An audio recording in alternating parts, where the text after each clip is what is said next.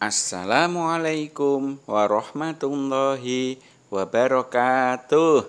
Halo siswa kelas 1. Bagaimana kabar kalian? Semuanya sehat? Tetap semangat ya belajar? Oke, siswa kelas 1, minggu ini kita akan melanjutkan pelajaran yang kemarin, yaitu tentang cinta Nabi dan Rasul. Kali ini kita akan membahas teladan Nabi Nuh.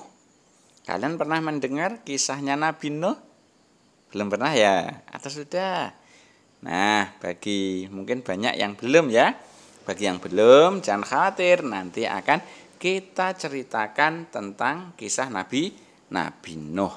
Sebelum itu, mari kita menyanyi dulu. Ya, menyanyi judulnya adalah Sifat Rasul dengan nada lagunya sholawat.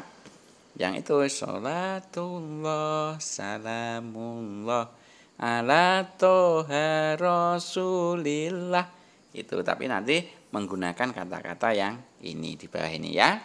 Ayo sekarang kita mulai. Ayo kawan, coba jawab. Sifat Rasul ada berapa? Ada 4 itu jumlahnya.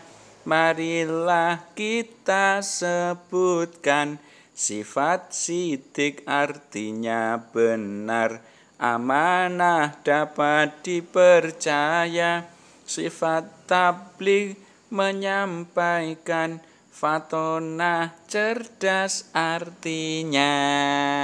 Itu ya lagunya. Bagi yang masih ingin menyanyi lagi bisa diputar sendiri ya.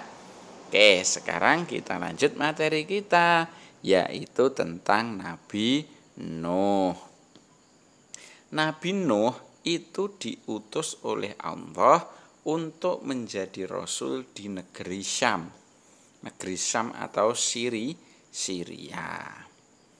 Kemudian Nabi Nuh itu merupakan keturunan yang ke-10 dari Nabi Adam. Jadi Nabi Nuh ini masih keturunannya Nabi Adam ya. Ayah Nabi Nuh itu bernama Lamak. Berikutnya dakwah Nabi Nuh. Setelah diangkat menjadi rasul, maka Nabi Nuh menyeru kepada kaumnya untuk meninggalkan berhala dan menyembah Allah. Karena menyembah berhala itu merupakan perbuatan yang syirik. Dan orang yang berbuat syirik akan masuk neraka selama-lamanya. Itu merupakan dakwah Nabi Nuh, yaitu untuk mengesahkan Allah. Akan tetapi dakwah tersebut ditolak oleh kaumnya Nabi Nuh. Maka meskipun demikian Nabi Nuh tetap berdakwah tanpa mengenal lelah. Jadi meskipun ditolak berkali-kali oleh kaumnya, Nabi Nuh tetap berdakwah kepada kaumnya agar kaumnya itu mau menyembah Allah dan meninggalkan berhala-berhalanya itu. Berikutnya dakwahnya Nabi Nuh diantaranya dakwah dengan lemah lembut, ya. Ada juga dakwahnya secara sembunyi-sembunyi. Ada juga langsung secara terang-terangan. Dari dakwah tersebut, maka sebagian ada yang mau beriman, tapi sebagian besar tetap ingkar, tidak mau beriman kepada Allah. Lalu langkah apa yang ditempuh oleh Nabi Nuh? Nah, nanti akan ada. Selama 950 tahun Nabi Nuh berdakwah.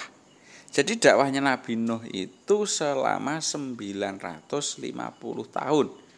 Kok belum mati, Pak? Iya, zaman dahulu itu umurnya panjang-panjang, ya. Dakwahnya saja Nabi Nuh itu selama 950 tahun. Coba bayangkan siapa yang umurnya seperti itu. Kalau zaman sekarang sudah tidak ada ya. Ya ini zamannya Nabi Nuh. Nah, selama berdakwah 950 tahun ini, tetapi pengikut pengikutnya Nabi Nuh atau yang masuk Islam hanya sedikit saja. Yang lainnya tidak mau masuk Islam. Dan yang ingkar itu bertambah banyak. Tapi Nabi Nuh itu tetap sabar dan tidak putus asa. Kemudian Nabi Nuh itu diturunkan wahyu dari Allah kalau orang yang beriman tidak akan bertambah lagi. Ya, jadi setelah Nabi Nuh berdakwah selama 950 tahun ini, maka Allah menganggap bahwa orang yang beriman itu tidak akan bertambah lagi. Maka dari itu Nabi Nuh kemudian berdoa. Doanya adalah agar orang yang tidak mau beriman itu dihancurkan saja atau dibinasakan saja. Maka doa Nabi Nuh itu dikabulkan oleh Allah. Sehingga Nabi Nuh diperintahkan untuk membuat bahtera.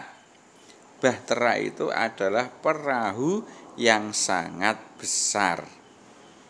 Nah, saat itu Nabi Nuh dan pengikutnya membuat bahtera dan selalu diajak oleh kaumnya. Ya. Masa di tengah pulau yang tidak ada laut, masa membuat bahtera. Nah, bahtera atau perahu. Perahu itu kan dikemudikannya di air. Maka selalu diajak-ajak seperti itu. Berikutnya, setelah bertahun-tahun, maka jadilah bahtera yang dibuat oleh Nabi Nuh dan pengikutnya ini. Jadi membuat satu bahtera atau satu perahu yang sangat besar itu membutuhkan waktu bertahun-tahun. Nah, setelah jadi, maka Allah menurunkan hujan yang sangat deras sehingga menenggelamkan seluruh isi bumi.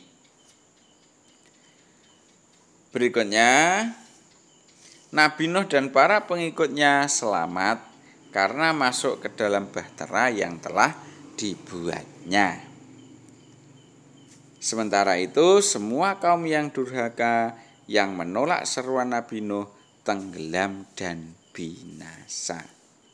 Itu adalah adab Allah. Jadi bagi yang beriman maka selamat karena kan naik perahu itu tadi atau naik bahtera itu tadi. Tapi yang tidak beriman ya tidak selamat, ya pasti tenggelam karena airnya itu, banjirnya itu sangat tinggi sekali.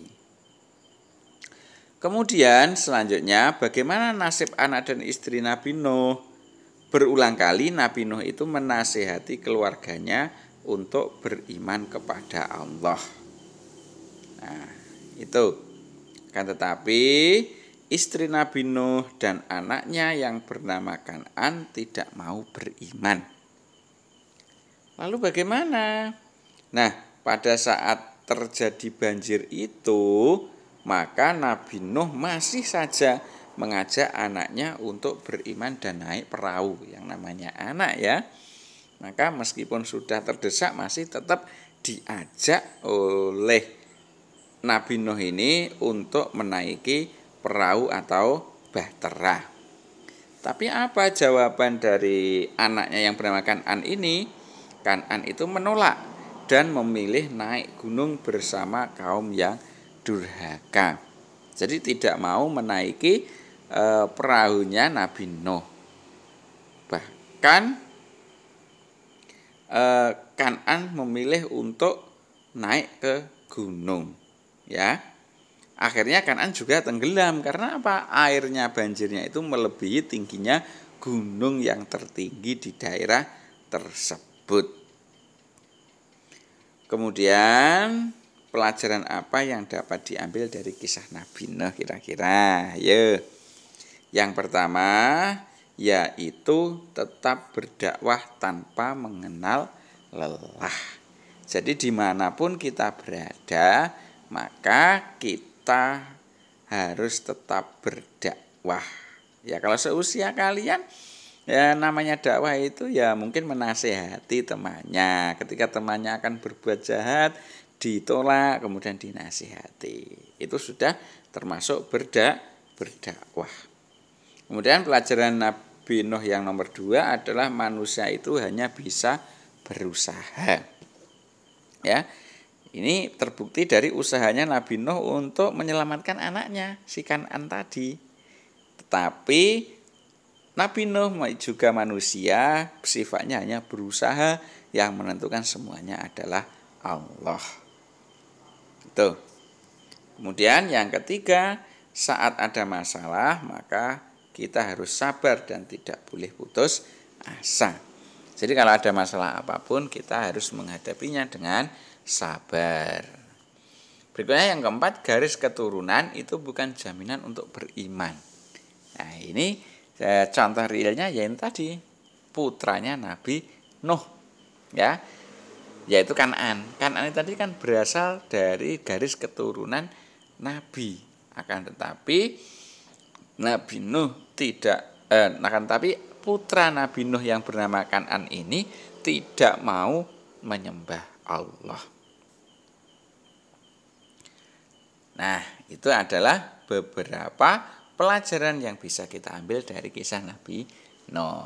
Harapan saya pelajaran yang bisa kita ambil ada 4 ini tadi, itu bisa kalian praktekkan di rumahnya masing-masing.